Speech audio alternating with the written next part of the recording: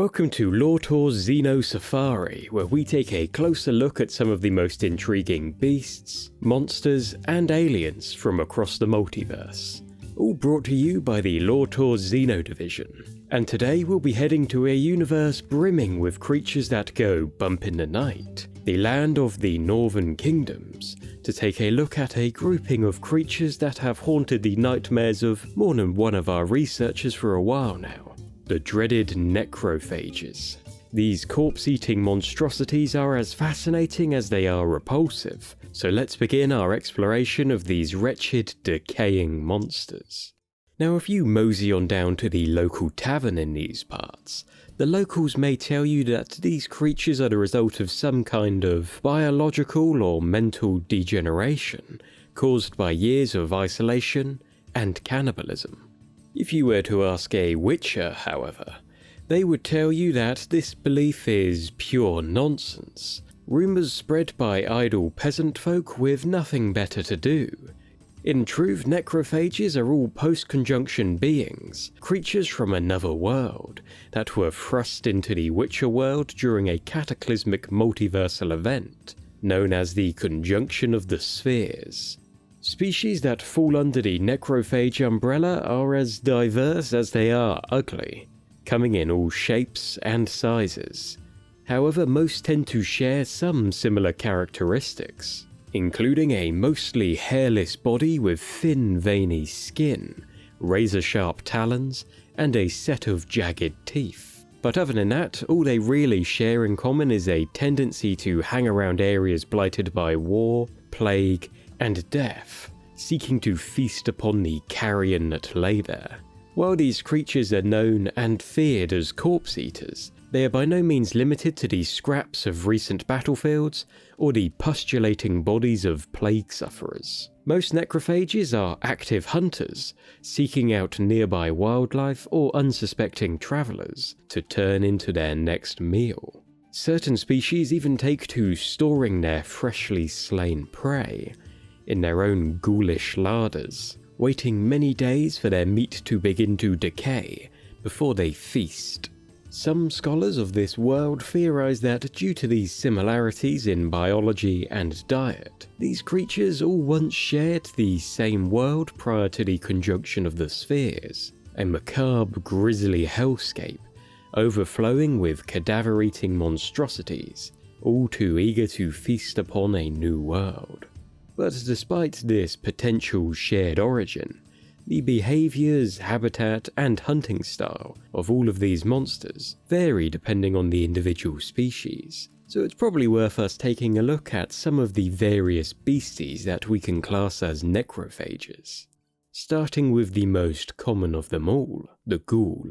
Identifiable by their taut, decaying skin, a stooped, sometimes prone posture, and deformed clawed hands, ideal for burrowing into the graves of the battlefields, cemeteries, and crypts that these beings inhabit. These things use their strong jaws and long tongues to shatter bone and devour their favourite delicacy, human marrow, as these creatures are driven by one thing: an insatiable hunger for human flesh, particularly the flesh of ripened, decaying human corpses. When the supply of meat runs dry, these creatures have been known to venture out at dusk in groups to hunt live prey, using their numbers to overwhelm weary travelers that stumble across their territory, turning them into a human-sized takeaway meal. Within the ghoul species, there also exist several other subspecies, including the owl ghoul, a darker, larger, and stronger variant of regular ghoul.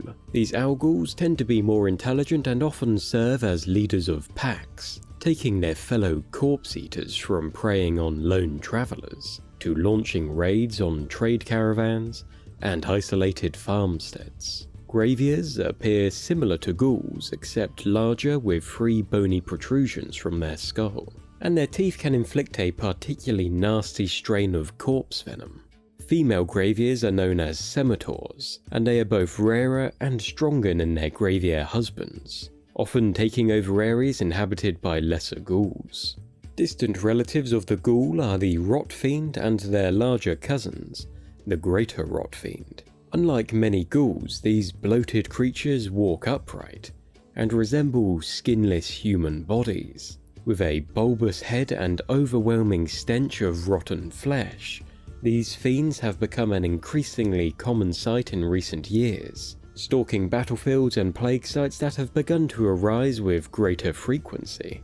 And if you're not careful while venturing through one of these areas, you may stumble across a Rotfiend hunting group bounding towards you at the speed of a galloping horse, seeking out their most prized delicacy, the mushy abdominal innards of month-old corpses. Fighting back against these fleshy freaks is also ill-advised, as their bodies are filled with flammable gases, toxic even to a witcher, and all too ready to explode at a moment's notice. There are also two other sub-breeds of Rotfiend. The frightful Scurvers are covered in bony spines across their body, and these spines are propelled outwards should the Scurver explode. Meanwhile, Devourers are a large and more combative version of Rotfiends, but these Devourers should not be confused with another female species, also known as Devourers, who are actually in fact a completely different species, only sharing a name with the prior mentioned Rotfiend beasts due to some oversight from a particularly foolish scholar or witcher. These rotund beaked creatures crave fresh, warm flesh, venturing out in groups at night to capture, torture, and devour prey. Now you might be thinking, man, that's a lot of monsters. If only there was somewhere these poor people could go to get away from them. The seaside, perhaps? Well, forget about it, because in the Northern Kingdoms, you're not even safe to have a nice day off at the beach, as around the lakes, rivers, and sewers of the Northern Kingdoms dwell the Drowners. Resembling a bloated corpse dredged from the bottom of a pond, these blue and green aquatic freaks ooze slime from every pore, with it seeping over their scaly skin and their fish-like gills and dorsal fins. Cowardly creatures by nature, they mostly rely on scraps they can forage from the rubbish pits of nearby villages. However, should a naive fisherman or foolish child enter their territory, these excellent swimmers will detect any vibration in the water, then swiftly and quietly approach their prey, dragging them below the water to drown them, leaving the body to age and rot underwater until they are ready to feast. Of these marine monstrosities, there are two distinct subspecies. The drowned dead are those drowners of a particularly strong and dangerous nature, while the mucknixer are darker and red in hue, often found around swamps and other sources of shallow water. Perhaps the most intelligent of all necrophages are the grave hags, resembling tall, pallid old women with large eyes and slimy, elongated clawed limbs. They loiter around cemeteries and battlefields, setting cunning traps to lure in fresh human prey, and upon capturing an unfortunate victim, they begin using primitive tools to skin and butcher their captives, taking the flesh back to their huts to be roasted, boiled, or smoked, resulting in a rather ghastly home-cooked meal. Now, given their taste for fresh meat, one might wonder why these beings are so commonly found around graveyards. Well, these hags also have another equally grim hobby: digging up the bones of the dead to wear as jewelry or use as decorations for their lair. Water hags are a particularly nasty variant of the grave hag, constructing hovels of mud, wood, and reeds near swamps and riverbanks. They venture out and capture swimming children or isolated fishermen to turn into their next meal, occasionally even sneaking into waterside villages at night to abduct unsuspecting villagers. One of the rarer breeds of necrophage is the Bullvore, a bulky mass of muscle and spikes topped with a buffalo's head and toothy maw. These monsters prefer solitude from their own kind, seeking out caves and caverns to call home, occasionally allowing a retinue of smaller beasts such as Rotfiends to serve them. This big brute catches its prey by launching into a thunderous charge and vomiting venomous filth onto its prey. Elsewhere in the marshlands and waterways where the air is thick with fog, the Foglets can be found. These pale, spindly creatures have long, powerful arms tipped with razor-sharp claws. But their greatest weapon of all is their mastery of deception. Possessing the unique ability to summon fog, they have perfected the art of concealing themselves from their prey using the fog to disorientate and split up travellers, to then lure them into a ravine or boggy marshland with their bioluminescent glow, where the Foglets will then wait for their victim to drown before eating them. And finally, perhaps the friendliest, if you can call them that, of all necrophages, are the Wights. These beings resemble emaciated corpses with pallid, taut skin and elongated limbs.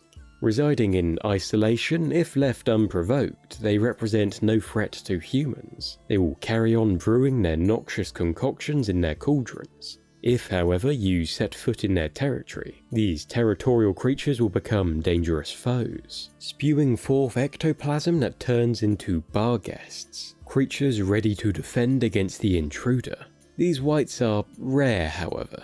In fact, the larger spotted wight subspecies are even believed to have been hunted to extinction by witches. Now, if on your travels of the northern kingdoms you detect the pungent smell of rotting corpses, beware, you might be approaching the territory of your not-so-friendly neighbourhood necrophages. To ensure your tour of this land doesn't end with an unexpected and rather permanent stay, here are a few survival tips to keep those necrophages from having a little nibble on your neck. Firstly, rule number 1.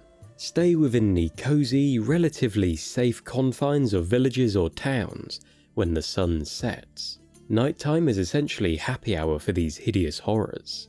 Stumble upon a corpse, as grisly as it sounds, set it ablaze. Necrophages are drawn to the scent of dead bodies like tourists to a souvenir shop. Burning these remains cuts off their dinner invitation, keeping these monsters at bay.